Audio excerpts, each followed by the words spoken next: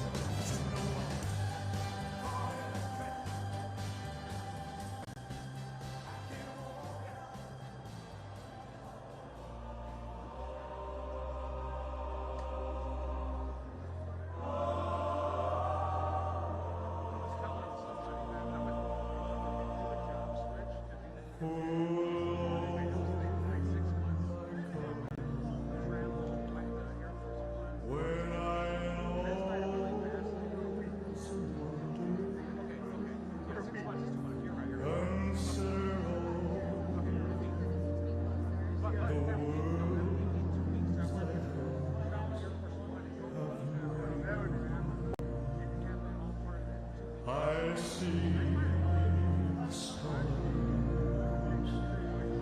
I hear the rolling thunder, thy power throughout the universe displayed. Then I shall bow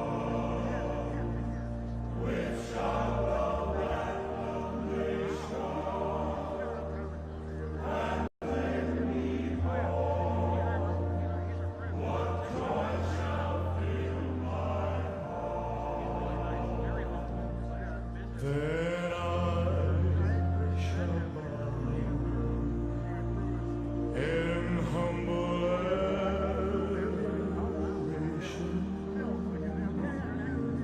and then proclaim, my God, how great thou art. Then sings my Savior God to thee. How great thou art.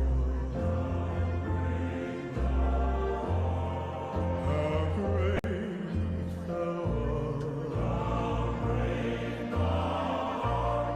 Then sings my soul, my Savior God to thee. How great thou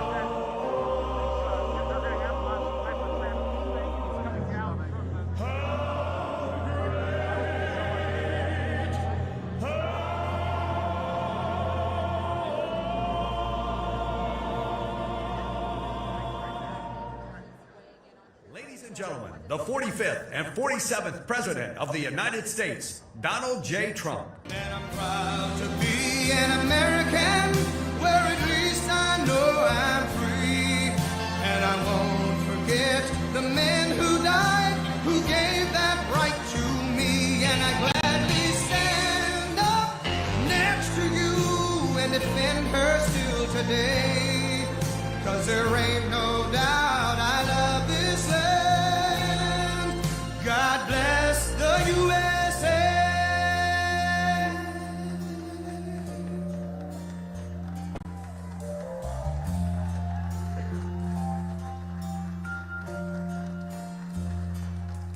From the lakes of Minnesota to the hills of Tennessee, across the plains of Texas, from sea to shining sea, from Detroit down to Houston and New York to LA. Well, there's pride in every American heart, and it's time we stand and say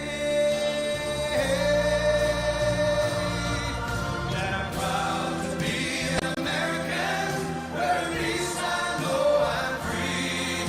And I won't forget the men who died, who gave that right to me. And I'm glad we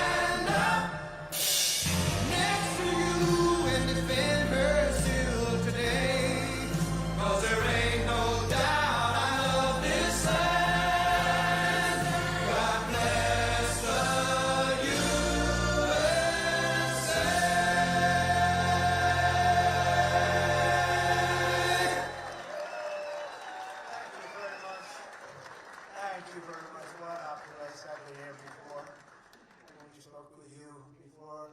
Who knew it was going to turn out this well, though, really? I told you we're going to do a lot of things. Nobody thought it was going to turn out like this. This has been crazy. But it's a true honor to be back at the Detroit Economic Club with the businessmen and women who are really the economic engine of America. That's what you are. You've become more of that since I've been in a lot more. Factories and plants are going to close, and now they're going 24 hours. I just had Bill Ford, he's running his plant, 150 plant, 24 hours a day, round the clock. It wasn't running that way 2 years ago, I can tell you. But it's the complex that Ford Motor Company so cherishes. It was a pleasure to see that the crown jewel of Detroit auto industry is what they call it, is still going after 100 years. Can you imagine over 100 years? I especially want to thank the president of the Detroit Economic Club, Steve Gregorian. Where's Steve? Steve? Where's Steve? Hi, Steve. Nice looking man. Nice looking guy. And board chair Sandy Pierce. Thank you very much, Sandy. Thank you very much. And we have some very special people here. We have a man who's doing a fantastic job. I get angry at him every once in a while, but very, very seldom, because he's got what it takes. Treasury Secretary Scott Bessent. Scott? Hi, Scott. Hi, Scott. What a good guy. He's got a good pulse, doesn't he? Good pulse of what's going on. Thank you, Scott. He's been great. Michigan House Speaker Matt Hall. Hi, Matt. We did good in Michigan, Matt. We won the whole thing in Michigan, didn't we, huh? 3 times we won. You know that, right? They didn't give us credit the second time, but we won the second time. But we made the last one, Matt, too big to rig. Right? That's what you got. That's the only way you win races in many cases. I got to tell you, it's too bad. I think they should get voter ID. Wouldn't it be nice? The Democrats are totally against voter ID. Who's against voter ID? How can you even campaign? We are against voter ID. How do you not get voter ID? You know what it means, Matt, right? When you're against voter ID, you want to cheat. That's all. There's only one reason you want to cheat, and they do cheat. They're terrible. Michigan Senate Republican leader Eric Nesbitt. Thank you, Eric. Thank you. Look good, Eric. State Senator Jim Runstad. Jim, thank you. Thank you. Thank you, Jim. Former Congressman Mike Rogers, who's running for the Senate, and he'll be a great senator. And he's going to be a great senator. He was a great congressman, and then he left. He went on to very big things. He did well, no matter where he was, and I think they took that away from you last time, I'll be honest with you, Mike. I really do. I don't like to get things going. I don't like to be controversial at all. But they rigged the election on you. Mine was too big to rig. You won, I'm telling you, you won, but you're going to do great this time. He's a great guy, actually. He's going to be an amazing senator. Thank you. Thank you for being here, too. Special envoy to Iraq, Mark Savaya. Mark.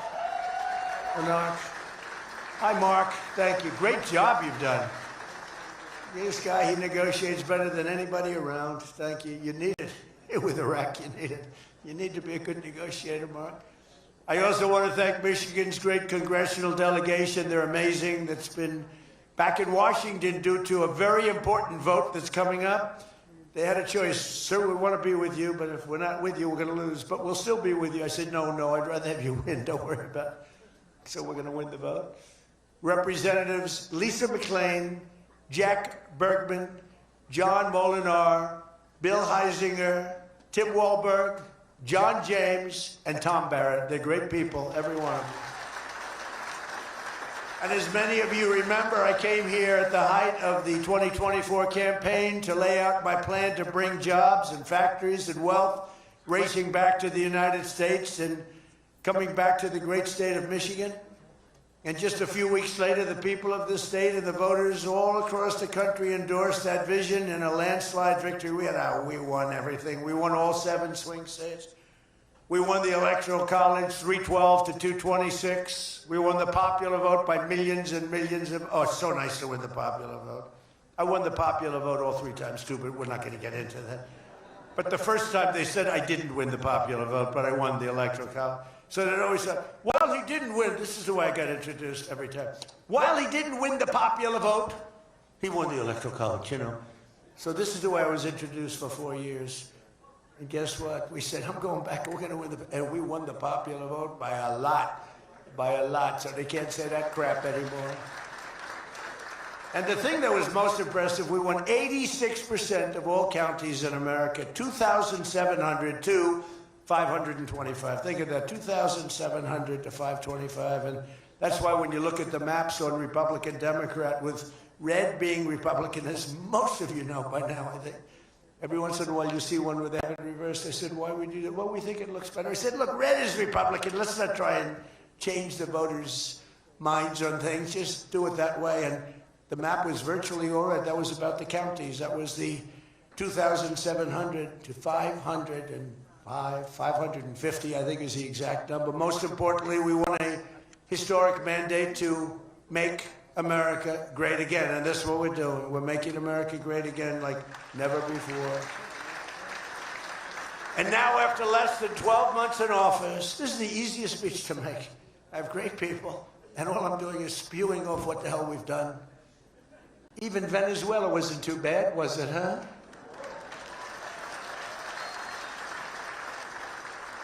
But you have people, Democrats, they say, I don't know if we should have done Venezuela, I don't know. Anybody that says that hates our country, okay?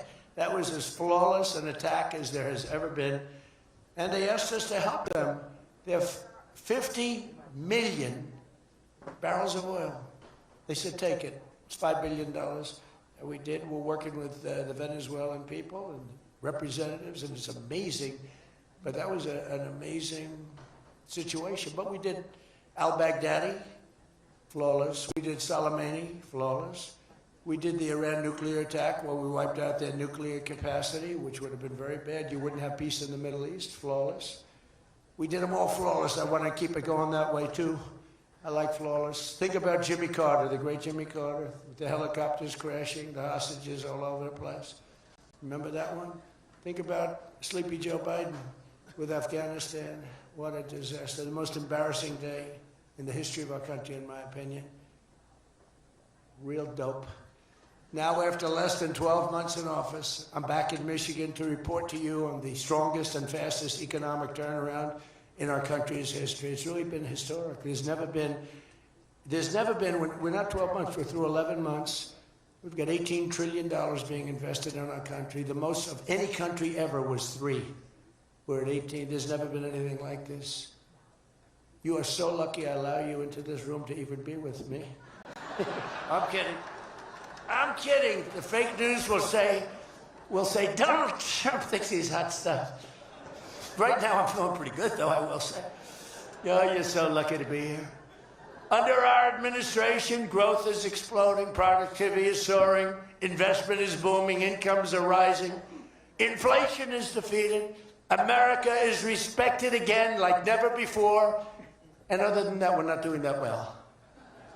Now think of all those things I just said. Every single, inflation down, growth at an all-time high, stock market every day, 48 days in a row, 48 days during the course of 11 months, we hit a new high on the stock market, all of them. 1 year ago, we were a dead country. Now we are the hottest country anywhere in the world. That was said to me by many leaders. By almost every metric, we have quickly gone from the worst numbers on record to the best and strongest numbers, the most dynamic numbers, and an economy that is far ahead of even my optimistic. I had a very optimistic schedule, I thought. I didn't think it was, but people said it was very optimistic. Turns out to be very pessimistic by compared to what we've done. But we'll go down as the greatest in history, greatest first year in history nobody's ever had, just based on the numbers. Based only on the numbers, not based on me, based only on the numbers, because, you know, you get these guys like the governor of California likes to say how well he's doing. California's doing horrendously, but he says that well. We base it on numbers. There's never been numbers like this. Through 4 long years before I took office, crooked Joe Biden and his allies in Congress inflicted the economic nightmare known as stagflation. How many times have you heard the word? We hit it with Joe. We hit everything. What a disaster. Meaning low growth and high inflation. How does that work? Not good. So you have lousy growth and high inflation. In fact, it's the lowest growth ever and the worst inflation in the history of our country. That is really tantamount to not having a good 4 years, right? In other words, Sleepy Joe and the people that ran the auto pen were a complete and total disaster for our nation. They were a disaster for our nation. Had they won the election less than 1 year ago, we would have been, as I've often said, Venezuela on steroids. Now I'm Venezuela's biggest fan. We're working with them, but they came down from a very high number to a disaster, a disaster. And we would have been Venezuela on steroids, and we're bringing Venezuela back, and we're going to be great for Venezuela, great for our country. We're taking in, as I said, millions and millions of barrels of oil, and now they're coming in initially on a daily basis, 50 million, and values of over $5 billion. That's in 1 day. Just think of it, the biggest ships in the world can take 1 million barrels. The biggest ships in the world take 1 million. We have 50 million barrels. We need 50 of the biggest ships in the world just to get it out. We're bringing it in to be refined. It's an incredible feeling. It's great. Winning is a good thing. We're going to work with Venezuela. We'll make that country very strong again. We'll get oil prices down even further. We have it down at about a 6-year low, 7-year low, but we're going to get it down further. Joe Biden gave us a colossal stagflation catastrophe, but my administration's rapidly and very decisively ended that. We have quickly achieved the exact opposite of stagflation, almost no inflation and super high growth. So we have the highest growth we've ever had. Think of that. The highest growth we've ever had, and we've only been there 11 months. Think of what we can do for the rest of it. But do we have wood around here? I want to knock on a little wood. They have one little, everything's plastic nowadays. It's very tough. Now we have the greatest growth, and we have, inflation way, way down. But we inherited terrible growth, and we inherited the worst inflation in the history of our country. The fake news would say 49 years. So when I say the history, they give me a lot of time, but I believe it's the history. But let's say 49 years. Would you say 49 years is okay, right? It's pretty bad. What do you think, Mr. Senator, Mr. Future Senator? I'd say 49. What sounds worse, 49 years or history? I think 49 years almost sounds worse. Maybe I'll just use it and I won't argue with these people. As of this morning, core inflation for the past 3 months has been just 1.6%. The numbers we just announced just before I came on stage. And GDP is smashing expectations with the fastest growth for this country in many years. The fourth quarter is projected at 5.4%, and that's despite the Democrat shutdown where we lost at least 1.5 points. The Democrat shutdown, we would have had close to 7. Think of that, close to 7 they were projecting to, the fakers were projecting to. And if we keep deregulating and adding more capacity, like I saw today at Ford, and if we don't raise interest rates every time good news is mentioned. In the old days, I'm probably old. I used to be up at these lecterns and I'd say, I'm younger than pretty much everybody in the room. Now I say I'm older than pretty much everybody in the room. I like it the other way better, actually. But you're too young. But in the old days, when you had good numbers, interest rates would go down. When you had good numbers, the market would go through the roof. That's the way we're going to make it again. That's the old-fashioned way. That's the right way. Today, if you announce great numbers, they raise interest rates to try and kill it. So you can never really have the kind of rally you should have. What happens and what we want, we're going to have a lot of great months, a lot of great quarters. I want the market to go up. You announce unbelievable numbers and the market goes down because they know you're going to do everything possible. In the Fed, we have a real stiff in the Fed, but that's for another day. But they raise rates. So everyone says, oh, they announced great numbers. It's great, great, great. And the market goes down because they immediately raise rates. No. When the market goes up, they should lower rates. You want to see 20% and 25%? You want to see what we can do? We've got to go back to an old standard. When there's good news, the market should go up, not go down. Does that make sense to everybody? And that's the way it used to be for most of the time. That's the way you make a country great. But our growth potential is unlimited and could be much higher if we went back to sanity. We're not doing it anymore. We're talking about the head of the Fed, and I want somebody that when the market is doing great, interest rates can go down because our country becomes stronger. See, you view it differently. Our country becomes stronger, and therefore interest rates should go down, not up. They kill every rally. If it's, no matter who, if it's beyond me as president, it's no matter who's president. You have a good quarter, and they want to kill it because they're so petrified of inflation. And growth and inflation don't necessarily go hand in hand. You can have growth and very low inflation. In fact, oftentimes growth is good for low inflation. So we're going to work on that, Scott, right? I think we're going to work on that very hard. I mean it so strongly, it's sickening. We announce good numbers and we see the stock market drops 300 points. I say, what the hell is going on? Do you agree with me? It should be just the opposite. All right, Scott agrees, so I'm very happy about this. That means if he didn't agree, I wouldn't do it. But we're already growing double, triple, and even quadruple the speed of almost every other major economy on Earth. We're the #1 economy on Earth, too. And the results are in, and the Trump economic boom is officially begun. It's really begun almost from the beginning. Almost begun if you look at it really from November 5th. You know, on another metric, just before the election, it was almost impossible to get people to join the military. We had the worst enlistment in the history of our country, the worst. You couldn't get people for the Army, the Navy, the Air Force, the Marines, Space Force, the Coast Guard. You couldn't get people. And since right after the election, but especially since after January 20th when we took office, we have now the strongest enlistment we've ever had in the history of our country. We've never enlisted people so quickly, so easily. And we enlist by merit now. You know, we won a Supreme Court case that said you hire by merit. You go to college now by merit. Everything's by merit. Our country became great because of merit.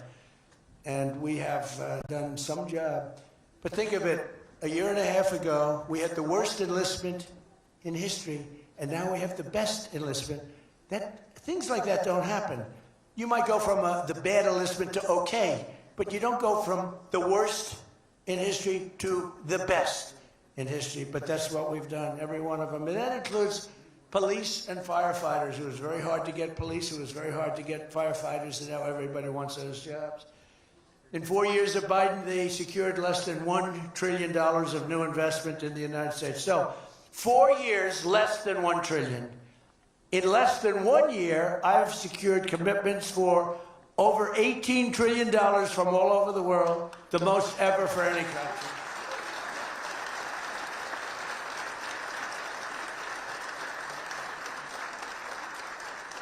Think of that, though. They did, and I'll tell you what, had she won, it would be a disaster because you would have people leave. You would have not had $1 trillion. You would have had $5 trillion, $10 trillion leaving the country, and your welfare would have doubled. When you look at what's going on in Minnesota, is that a disgrace? Is that a disgrace? But we'll talk about that. Under Biden, we had the highest trade deficit ever recorded, losing more than $1 trillion every single year. How about that? It was killing Michigan, and everywhere else in our country was being absolutely destroyed. But in a matter of months, largely because of tariff income and the election result, we've slashed that gaping trade deficit by, in a short period of time, 62, it just came out, 62%. People are stunned. The fake news back there, look at those cameras rocking and rolling. No, the fake news back there is, they're very upset about it, actually. But they're stunned. They can't believe it. We cut our trade deficit in actually 10 months was when the number came out. We cut it by 62%. It's going to go better than that now. The stock market is now the highest in history since the election. We've set all of those records, and I think an all-time record that's so important to me because so many people have them is boosting 401ks and retirement accounts for millions and millions of Americans, people that are in the police departments, the fire departments, people that are construction workers. A policeman came up to me recently, a nice guy guarding me. He was a perfect guy to guard me. He was a massive guy, big, strong guy. He said, "Sir, you made me look so good in front of my wife. My wife thought I was a horrible investor because every time I invested, we lost money. And we have a 401k, and I'm up like 85%. She thinks I'm Warren Buffett. She thinks I'm brilliant. She's now calling me brilliant. It makes my life much easier. I love my wife much more now. She calls me brilliant every time. I said, don't worry, you're going to do even better for the next 3 years. But one of the biggest reasons for this unbelievable success has been our historic use of tariffs. It was the tariff that made America strong and powerful in past generations, and then we got off it and we went to the income tax system. Great going, fellas. You know, we were the strongest in 1887, relatively speaking. That was around the McKinley time, Teddy Roosevelt and some others, but we were really strong. It was all tariffs. And I know what happened. Some of these countries got together and they say, hey, convince the United States that it's no good, the tariff system is unfair to us. And so some genius, I know who, I don't want to get into it, but some genius said, oh, let's go to an income tax system.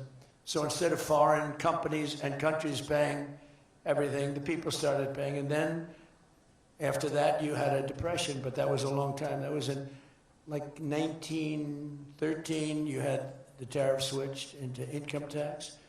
And then in and they like to blame tariffs. You ever notice they blame tariffs? No, they brought tariffs back in 1932. They brought them back to try and save the sucker. But it was in 1929, because a lot of people, you know, the anti-tariff people. Now, an anti-tariff person is a pro-Chinese person, like Coke. This guy's fought me in every election I've ever been in, and I've kicked his ass. He inherited a lot of money, and I don't know the gentleman. But he fights me, and then he goes out and says, I made more money with Trump than I ever made in my life. And then he supports these other people that were total losers. Gives them a lot of money.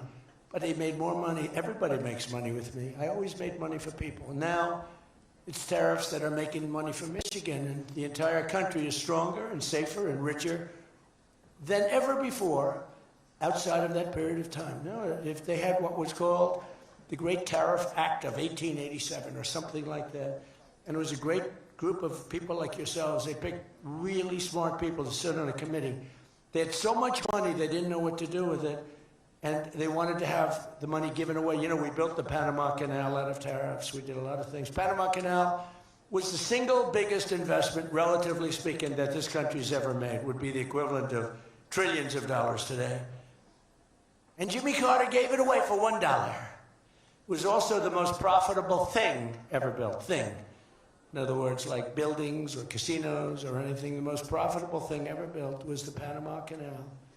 And brilliantly, Jimmy Carter thought the country of Panama should have it, even though we lost 36,000 people to the mosquito. You know that, right? To the mosquito and a certain snake, which was not a very nice reptile. This was a brutal reptile. You got bit, it was over. It was just saying, bye-bye, everybody. We lost 36,000 people. Malaria, the mosquito, and the snake. And he gave it away for $1. Well, at least we got $1. That's better than most of those guys do. We got $1 for that. Most expensive thing ever built, most profitable thing ever built, too. Makes so much money. Every prediction the critics made about our tariff policy has failed to materialize.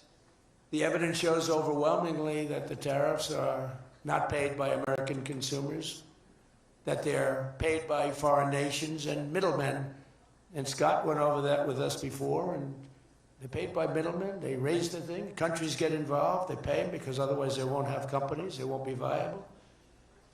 And we're the big beneficiary. Once again, the so-called experts were 100% wrong, and Trump was right. People of Michigan were 100% right. You elected the right guy. If you had the other person, everybody, we wouldn't even be having a meeting today, probably. There'd be no meeting.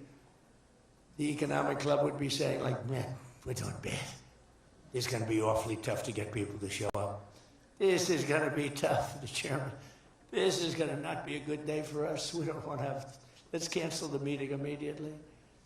The Trump tariffs have delivered us trillions of dollars of new investment, unprecedented new partnerships on minerals, rare earths, defense, and artificial intelligence, and historic levels of foreign military sales. You know, you have the Supreme Court now going to rule on whether or not we can use tariffs. Can you believe this? A case brought about by people that are China-centric, foreign-centric, but China-centric. I wouldn't want it if I was China either. You know, China's one of our biggest taxpayers right now. China, would you ever believe you'd hear that? And they've been great. My relationship with President Xi has been great, but we have a group that's foreign-centric, China-centric, suing, and we'll figure something out if we don't win, but we should win. I mean, we should win. So great for national security. I ended 8 wars. Think of that, 8 wars. And without trade and tariffs, you wouldn't have been able to end any of them. But they brought hundreds of billions of dollars pouring into the United States Treasury, helped curb inflation, and helped cut the federal budget deficit by a staggering 27%, and that's only for a short period of time. The number's much bigger than that when you add in the full year. And I've told people I got into a lot of trouble because of the fake news back there. I told people, I said, tariff is my favorite word. I said, my favorite word of every word is tariff. I've loved it for 40 years. I came here many years ago. Remember, they said I didn't come here. Then they found out I did. I got an award in Detroit, in Michigan, many years ago, and still have it. They said it never happened. It did happen. Turned out I didn't notice any apology. But all I did was talk about you're losing your car industry. This was long before I ran for politics. They said you're losing. I said, why are you allowing these foreign nations to take your car? You know, you lost 57% of your car industry. The good news is you're getting it back. But I said, why aren't you using tariffs? I've been very consistent, I will tell you that, for years and years. Even as a private businessman, for years I used it. Because I got, for whatever reason, a lot of publicity always. I don't know if that's good or bad, but it happens. And I talk about the importance. But I said, recently, I said, tariff is my favorite word in the whole dictionary. There's no word. And I took a lot of heat. They said, what about your wife, your children? What about religion and God? What about Jesus? So I said, all right, it's my 5th favorite word. And since then, I've been fine. They hit me hard, these people, these fake news. They were killing me over tariff. He likes tariff more than his wife, more than religion. He likes tariff more than anything. What a disgrace. So I now call it number 5, and I'm in good shape. That was a rough day. It's my favorite word, and I got killed. Every word, you know, when you go up here, you take a big chance, especially me, because I go off teleprompter about 80% of the time. But isn't it nice to have a president that can go off teleprompter? Wouldn't you think? Remember the speeches Joe would make? First of all, they'd last a matter of seconds, you know. Thank you very much. You ever notice Joe would always cough before a speech? State of the Union, he gets,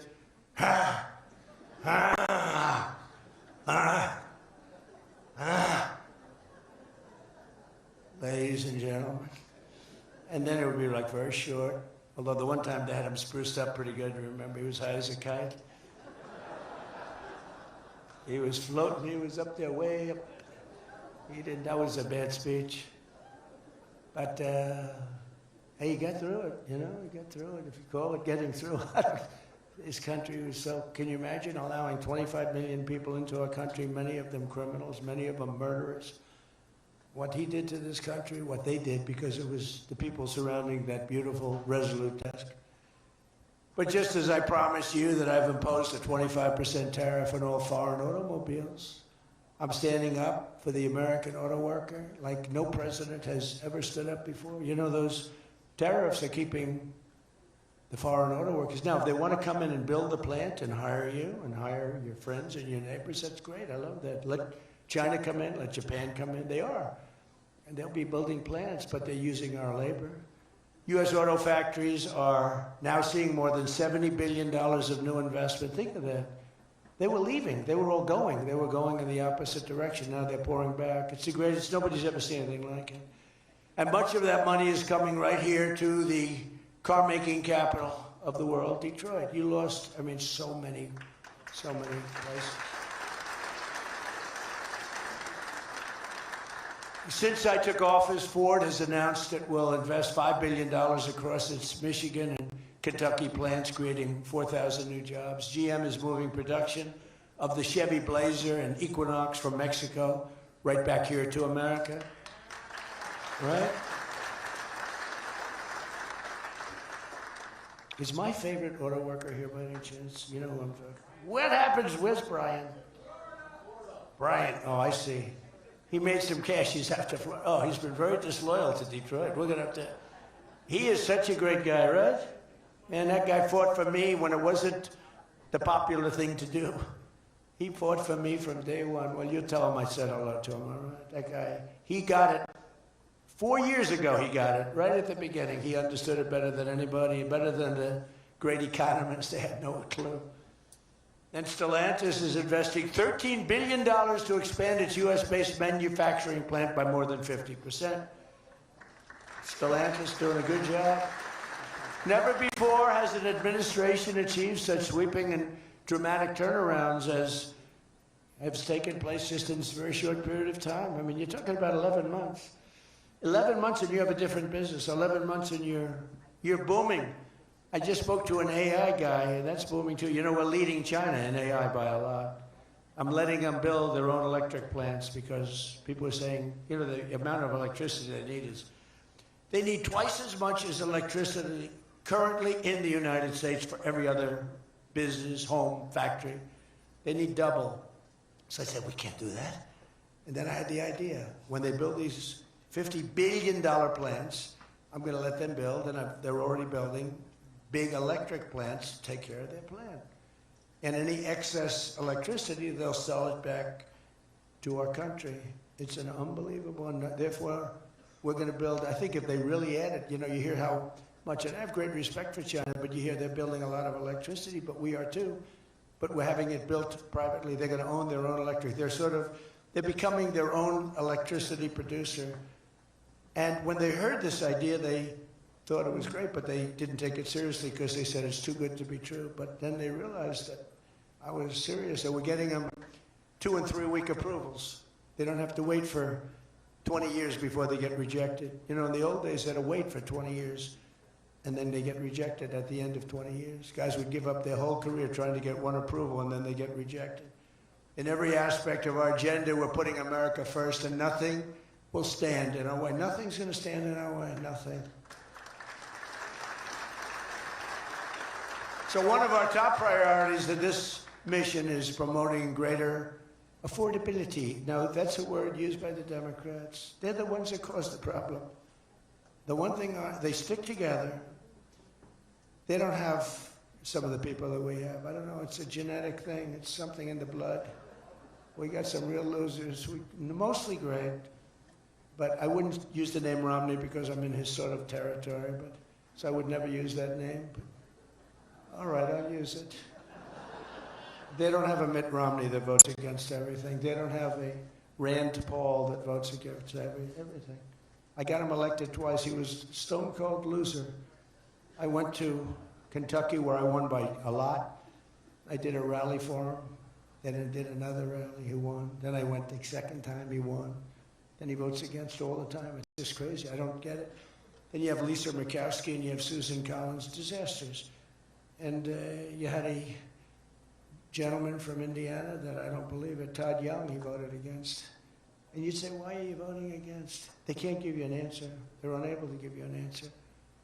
It's like, why are they against the attack on Venezuela? They're against the attack after they found out it was the most successful attack, probably the most talented, most brilliant tactically attack that we've had maybe in 100 years. And they're against it. Why? It's one thing if the attack failed, I'd probably do that too, change. I'd be in favor, then if it failed, I'd say, I told them not to do it. That's what they did. But here we have one of the most successful attacks ever, and they find a way to be against it. It's pretty amazing. But it's a shame, and we have some others, but not many. We have a great party, but we have people, the Democrats, whether you like them or not, they stick together like glue. They have horrible policy. Thank God they have horrible policy, because they're smart, they're evil, they're vicious, but they're bad policy. For instance, you could be a genius and try selling men playing in women's sport. You could be a genius, try selling transgender for everybody, open borders, let the world come in, let the world's prison population come into the United States, including all of the murders, 11,888. That's what we're trying to get out of Chicago and Minnesota and these places. So they stick together, which I admire because I'm a very loyal person. But they have horrible policy. Can you imagine if they had good policy? They were on this morning talking to all the reasons that men should be playing in women's sports. They had a football guy there, flag football. This guy was like 6'6", he weighed 290 pounds with zero body fat. And they had a few young women. They were the size of his leg. He wouldn't have had to run. He could have just walked. They couldn't have done a thing about it. 10 of them would have to jump on him. That wouldn't have had any impact. I don't think he would have been like a fly. It's so ridiculous. It's so demeaning to women. It's so demeaning. Look at the weightlifting records. I mean, the record got beaten by 112 pounds, a record that stood for 18 years. 1 ounce they'd put on stood for 18 years. Guy comes along who was a poor lifter as a man.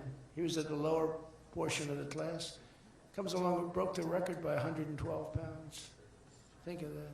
They fought for years to beat that record. How about the swimming records? I mean, you can go to sleep during the time the man comes in and the woman. You can go take a nap for a little while. How about the long distance race that took place not so long ago? Long distance, these marathon deals. They had top men, top women. The man came in. The woman came in 5 hours and 14 minutes and 36 seconds behind the man. Think of it. You're waiting. The man comes in. Now you're waiting 5 hours. What do you do if you're the parents? You go home and sleep for a while. Who the hell wants that? It's so demeaning to women, and who are great athletes. It's so demeaning to them, and it's right now in the Supreme Court. I can't believe it would even go to the Supreme Court. I mean, could you imagine 20 years ago talking about men playing in women's sports? They'd think you're crazy. Or transgender for everybody. If you said there will be no mutilation on children, that's one of my standing lines. We will not allow the mutilation of a child. Can you imagine having to say that 15 years ago? People would say, is that guy crazy? Of course we won't. But we're living in a different time. It's a crazy time we're living in. After real wages plummeted by $3,000 under Sleepy Joe Biden, real wages are up by $1,300 in less than 1 year under President Trump. For construction workers, wages are up $1,800. Don't forget, they were down $3,000. Factory workers over $2,000, and for many other workers, over $5,000. And I just gave the military, because we're doing so well, we're taking in so much money with the tariffs, I just gave them $1,776. You saw that, right? Did you see that? They had 75, and I said, you know, if you had $1 more, $1,776. They said, that was a good idea. We could afford $1 more. We gave them $1,776. Meanwhile, grocery prices are starting to go rapidly down. Rent is down. Airfares are down. Hotel rates are down. Cell phone prices are down. And we're just getting started. But more importantly than going down, our growth is through the roof. It's way up. Among my first acts in office was to end the radical left war on oil and gas and stop the crusade to kill American energy, and frankly, to open up cars so that you don't have to have an electric car. I love electric cars. I think they're great. I like Elon a lot. I don't think he was too happy with my policy of opening it up, and I can understand that. But I've been saying it for 4 years. They wanted everybody to have an electric car in a very short period of time. There was no way to build the stations. There was no way to get it done. I want you to have gasoline-powered cars. I want you to have electric. I want you to have hybrids. I want you to have everything. Hydrogen, I don't know about. I'm hearing it's not testing so well. It's fine, except when there's an explosion, you're a goner. Now, have you heard that with hydrogen? One guy is trying to sell hydrogen, and I say, yeah, but, sir, that only happens 1 in 100. Oh, great. When it happens, they find the body like 300 yards down the road. So I said, I'll pass on hydrogen. Maybe there's something I don't know about, but is anybody in the hydrogen car business?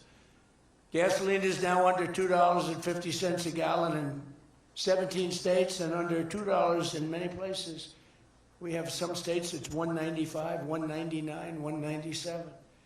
As we speak, these are gas stations, and think of that. We have gas stations in the Detroit area where you can fill up for less than $2.30 a gallon, whereas 2 years ago it was $4.50, and in many places it was way over $5. Think of that, $2.30. You see it.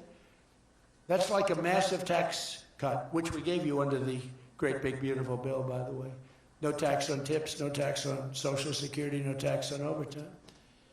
And with our extremely successful operation in Venezuela earlier this month, that number soon is going to go lower because we're going to have a lot more energy. We're going to have a lot more, as opposed to a country that's going to be totally shut down.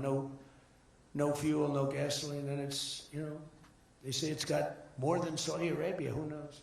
Got a lot. And by the way, to all Iranian patriots, keep protesting, take over your institutions if possible, and save the name of the killers and the abusers that are abusing you. You're being very badly abused.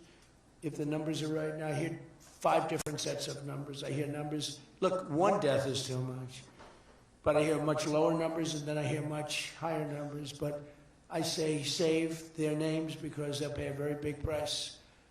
And I've canceled all meetings with the Iranian officials until the senseless killing of protesters stops.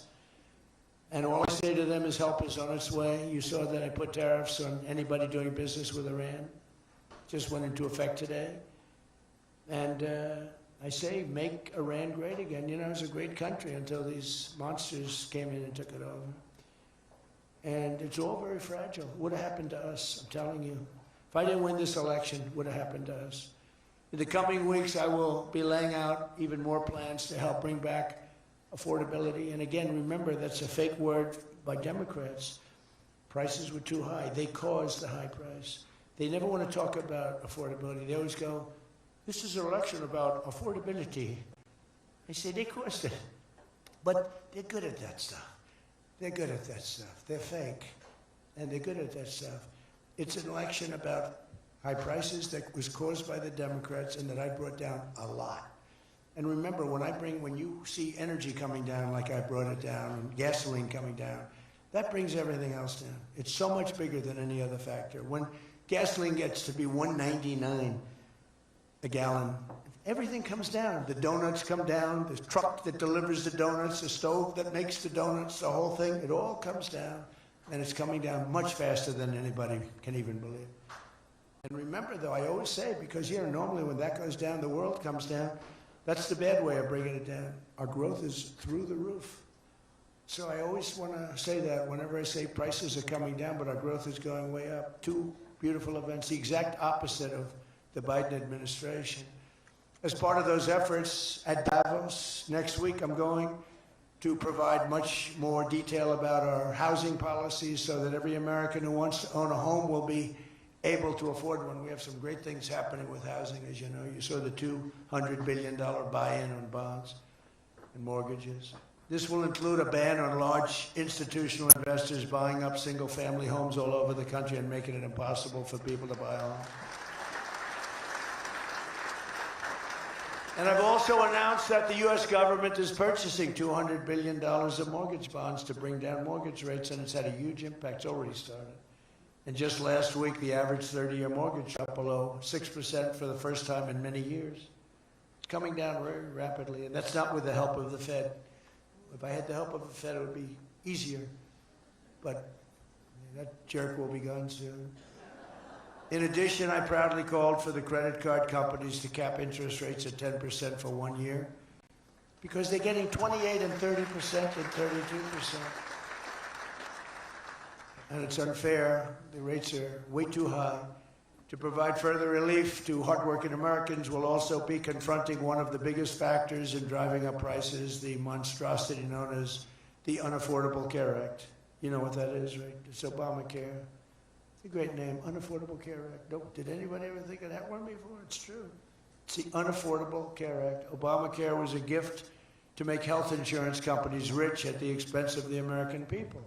In particular, the so-called enhanced premium tax credits were a corrupt payoff to the insurers, whose stock prices went up more than 1,000% after Obamacare was signed. I want the same money I want it to go directly, very simple. I want the money, those big amounts of money paid for by the government, to go directly to the people so they can buy the health care that's right for them. They can negotiate their own deal, health care savings account, but they'll buy their own health care. And everybody loves it. That's why later this week, I'll announce our healthcare affordability framework that will reduce premiums for millions of lower drug prices, delivering price transparency and demand honesty and accountability from insurance companies all over the country, all over the world, actually. Healthcare costs will come down very fast with my most favored nation executive order. We're doing most favored nation drug prices. When we would have drug prices stay the same, everybody thought it was great. They're going to be coming down thousands of percents. We're standing up to special interests and slashing prescription drug prices by 300, 400, 500, and even 600% and more. I mean, think of that. On that alone, we should win the midterms in a landslide. We're doing favored nations. The country that pays the lowest price in the world is the price that we're going to pay. And we got that because of tariffs, because I said to the countries they wouldn't approve it. The drug companies were tough, but they were fine. But they said the countries will never do it because you have a pill that sells for $10, you have to sell it for 20 or 30, so you'd have to double or triple the price of their health care there for prescription drugs. Ours would come down from $130 to 20. Theirs would go from 10 to 20, the world being a bigger place. And it was unbelievable, but the countries wouldn't do it, so I called the countries. I said, if you don't do it, then I'm going to put a tariff on you. And the tariff's going to be 20 times more than the cost that you're having to pay for fair health care. And every one of them said, sir, we agree with you 100%. We would be honored to do it. It was really rather amazing. We could never do it. So think of that. Your most favored drug prices, your drug prices are going to go down like from $100 to $10. Nobody can believe it. And we can't get the fake news to write about it. It's the biggest thing to happen in medicine. It's the biggest thing to happen in healthcare. And I cannot get the New York Times, I cannot get anybody to write about it. When we got it done and we announced it, it was on a page way in the back of the New York Times. Same with others. They don't want to talk about it. You know why? Good. It's the biggest thing to happen. Over the past 12 months, almost every promise I made to you right here in 2024 has been kept. I've kept all my promises and much more. I mean, I've given you much more than I gave you promises, and I produced much more than I said I was going to produce. I gave you the largest tax cuts in American history, cutting taxes across the board in the great, big, beautiful bill. And as I told you, I mean, who would have gotten you no tax on tips, as I said before. No tax, I said over and over again, no tax on overtime, no tax on Social Security for our seniors. Any senior should be voting for it. It's because the Democrats won't do this. It doesn't work for them. And we also made interest on car loans fully tax deductible, so that when you go out and buy a car, if you have a mortgage or you get a loan on a car, you're allowed to deduct interest for the first time ever. That's never happened before. But only for cars that are stamped with the beautiful words, made in the USA. In other words, we're only letting that take place if the car is made like in Detroit or in the USA. Our tax cuts also provided 100% bonus depreciation on all new equipment and capital investments, meaning that for any manufacturer looking to bring production back to America, you can write it all off, everything. Not in 38 years, not in 44 years, in 1 year. You write the whole thing off in 1 year. That's the biggest thing. I think that's the biggest thing. That's the big job producer. And I've cut an unprecedented number of burdensome regulations. We're number one in the history of our country in cutting regulations. I promised to cut 10 old regulations for every one new regulation. So if we put on a regulation, the only way I'll allow it to happen is if the secretary, like Scott Bessent, cuts 10 old regulations. But instead, last year we actually cut 129 regulations for every one that we put in. Think of that. So nobody's ever cut regulations like I have. I terminated the insane electric vehicle mandate and ended the war on internal combustion engines. Once and for all, those engines were gone. And some people like them.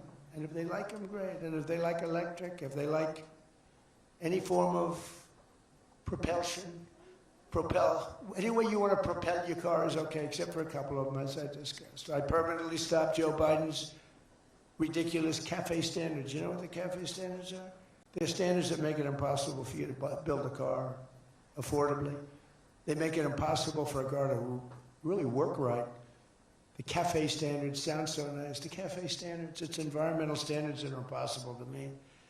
And we're canceling the EPA's absurd tailpipe emission standard, one of the worst ever.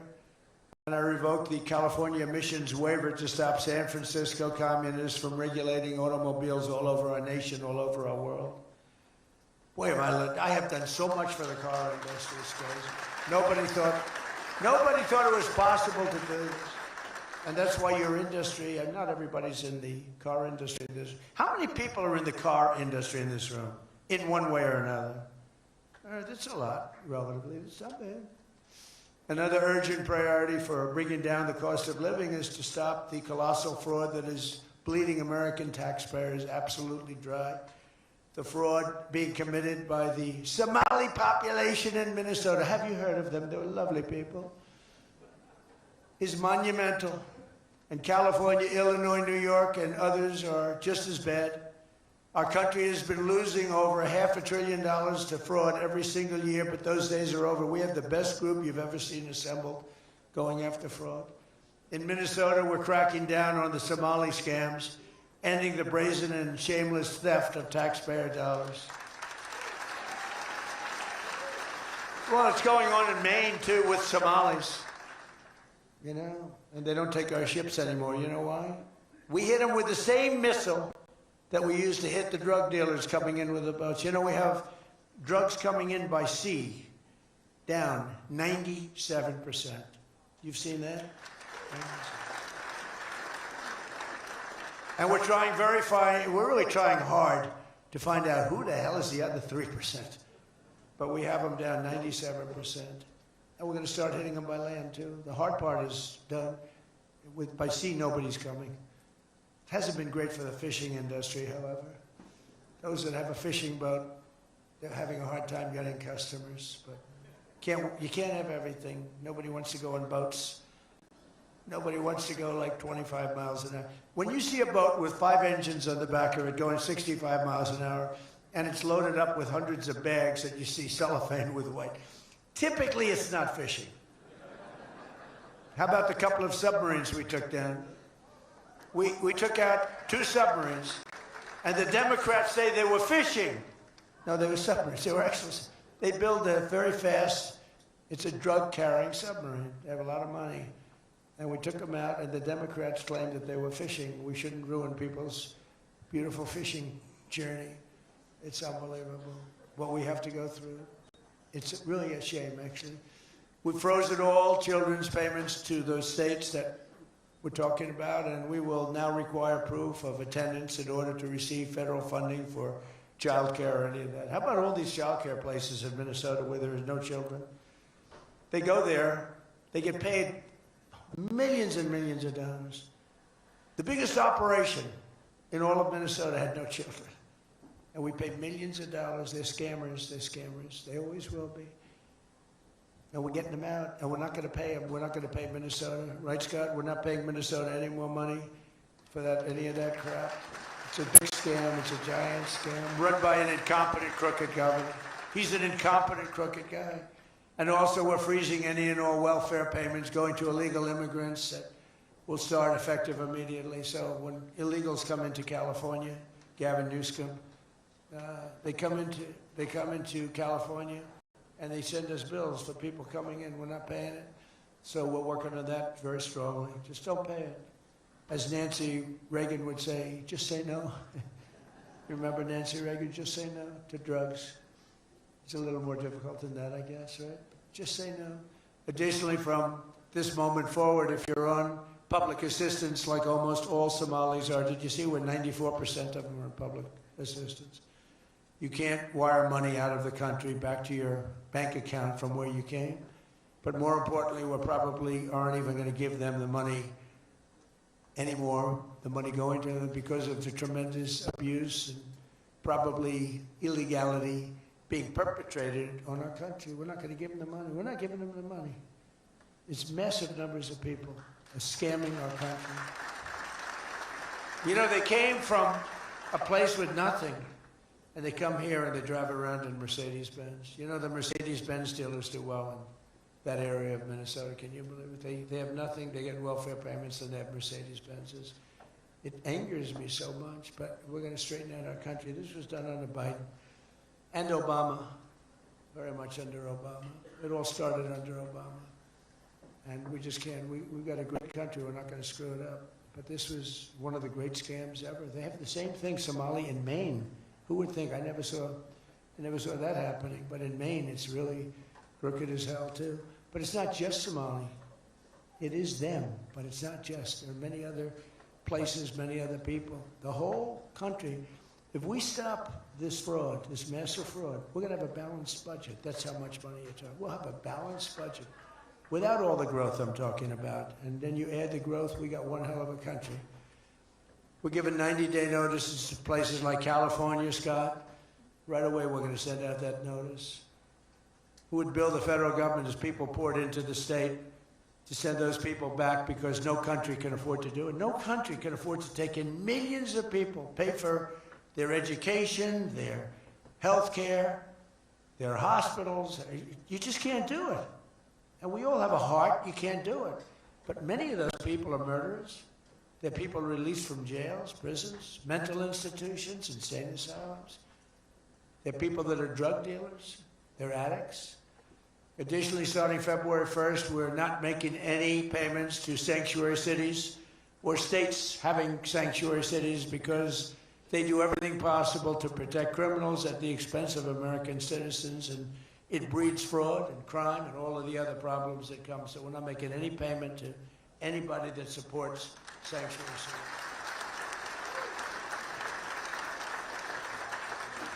We have also suspended nearly 8,000 SBA loans, Small Business Association loans, to suspected scammers in Minnesota, of which there are many. It's a great state. It was a great state. Now it's getting destroyed by that stupid governor. What a stupid guy he is. But he's a crook. I mean, he's an incompetent guy, but he's a crook. He allowed this to go. You can't have corruption on a scale that nobody's ever seen before, and you're sitting as a governor and you don't know what's going on. It's impossible, even though he's a stupid guy. We're investigating large-scale visa fraud, and the Department of Justice has already charged nearly 100 people in criminal conspiracies in Minnesota. They're all over the place. Last week we announced that I'm creating a brand new division at the Department of Justice, a legal strike force led by a really tough, smart new Attorney General for fraud. He's a fantastic young guy. He's so impassioned to do this properly. We intend to imprison any fraudster, politician, or public official involved in these sick plots to loot and pillage our country. Think of that Ilan Omar. She lives in Somalia. They don't have a government. They don't have a military. They don't have police. They don't have anything. All they have is murder and robbing ships, bringing in ships, pirates. That's stopped. Same missile, ping. That's the end of them. It's amazing how that can stop corruption. Those missiles, they never miss, you know. The same one, exactly the same one. But think of it, she comes from a country with nothing, and she comes here and she tells us about our Constitution. I have a constitutional right to rip off the country. I guess she's a total scam artist. Anybody knows it. How do you let her get away with it? AOC +3. She was one of the three. They're all scammers. They're so bad for our country. They're so bad for our country. Our ICE operation in Minnesota, for example, is finding hundreds of killers, violent predators, and child rapists, some of the worst criminal offenders anywhere in the world, murderers all over the place. All we want to do is get them out. Did you see the pictures that we put up? Hundreds of them. Murderers wanted for murder, wanted for the worst drug selling. One of them is one of the biggest drug dealers in the world. And vicious, sells bad drugs too. Bad drugs, like if you take a tiny little morsel, your child is dead. And we're getting them. But it's hard to get them because they make it so impossible for you. And you wonder why. Why would they do that? You know, do they want to live with murderers? Do they want to live with these people that are emptied out from prisons? They have a lot of people. One of the reasons I was so angry with Venezuela, they emptied their prisons almost entirely into the United States of America. Tren de Aragua was the gang. One of the worst, probably the most violent gang there is anywhere in the world, they say. We're getting them out. We've got a lot of them out already, but we're getting them out. We're also going to revoke the citizenship of any naturalized immigrant from Somalia or anywhere else who is convicted of defrauding our citizens. We're going to get them the hell out of here fast. And if you come to America to rob Americans, we're throwing you in jail and we're sending you back to the place from where you came. We're throwing you right in jail. And they know it too. And one of the reasons they're doing these fake riots, I mean, they're just terrible. I mean, you see it's so fake. Shame, shame, shame. You see the woman, that's all practice. They go practice. They go to areas, they take hotel rooms, and they all practice together. It's a whole scam. We're finding out who's funding all this stuff, too. We pretty much know. But in conclusion, as we liberate our country from this cultural scourge and the plague of corruption and fraud, we'll rediscover the natural energy and native spirit that truly makes America great again, like we're doing with Detroit and Michigan. If we get rid of fraud and do our job properly on the trillions that are being extorted out of our country from corrupt and incompetent governors like Gavin Newsom, J.B. Pritzker, and Tim Walz, we will very soon have a balanced budget, and that's the kind of money that we're talking about. We're talking about massive amounts of money. Our country wasn't built by people who tried to lie and cheat and scam their way to success. It was built by legends like Henry Ford, Henry Dow, Thomas Edison, the Kellogg brothers, Alfred P. Sloan, the founder of General Motors, men who lifted up American workers and strengthened our nation beyond even belief. And we're doing the same exact thing right now. I think we're doing it even better. This is the fierce spirit of patriotic free enterprise that we're now unleashing once again. We are unleashing it like maybe never before. Together we have turned the page forever on the failed left-wing model that makes our America poor, desolate, and makes people feel sorry for us. That's what we had. We had a country where our leader was laughed at and our country was scorned. We had a country that was laughed at. They laughed at us. 2 years ago, they laughed at us. They thought we were fools. They thought we were stupid people. Now we're seeing that they're not the smart ones. We are. But we have a great America, and we're going to enrich it. And foreign nations, foreign migrants, criminal fraudsters, and corrupt politicians are not going to play a role anymore. They're going to be in jail. Under the Trump administration, we're reclaiming America's dignity, rebuilding America's wealth. And we're putting the productive, hardworking American citizen at the center of every single thing that we do. They were the ones that built America, and they will build it up again. And that's what they're doing at levels nobody thought was possible. So today, after less than 1 year, our border is secure. Remember, they talked about the border, how bad? In 3 weeks, I didn't go to Congress. I said, secure our border. And they did. Remember Biden, he said, I have to get approval from Congress. Had nothing to do with Congress, had to do with respect. Our spirit is restored. Inflation is stopped. Wages are up. Prices are down. Our economy is booming like I think you'll see soon, like never before. Our military is strong and unprecedented. I rebuilt our military in my first term. Our workers are thriving, and our auto industry is returning to the country where we all began and where it all began, and frankly, a country that we love. The United States is winning again, and we're rapidly making America and the great state of Michigan greater and more prosperous than ever before.